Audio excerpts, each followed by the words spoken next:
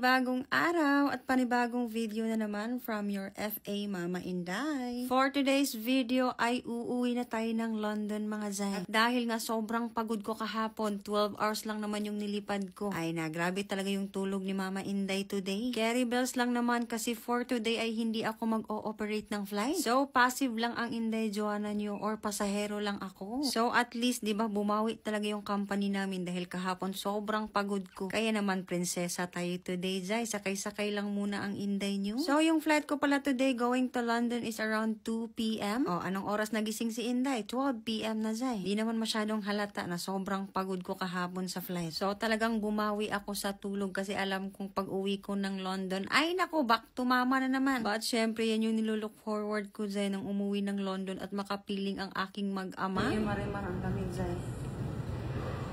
Andito na nga ako sa indoor papuntang airport para muli kayo sa Katugnaw. Pero Zay, malamig pa din.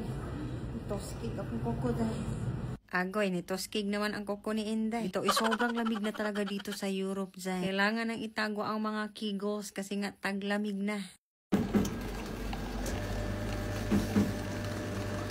And of course, first stop, magkape tayo para mahimasmasan na naman ako. Grabe na talaga yung coffee intake ni Inday Joanna. Ang lala na talaga para ako naging alipin ng kape. So, dito lang ako bumili sa 7-Eleven ng coffee and makakain ko kasi mas mura dito. Since marami pa nga akong oras, so dito muna ako tambay-tambay at magkape ng mahinahon. 10 minutes walk lang kasi yung airport, Zay, kung saan kami nag-i-stay. And moving forward, it's boarding time. So, and dito ako sa likod dumaan kasi dito yung seat ko. Siyempre, kahit flight attendant ako, Zay, I need to follow the rules. At ganyan dapat.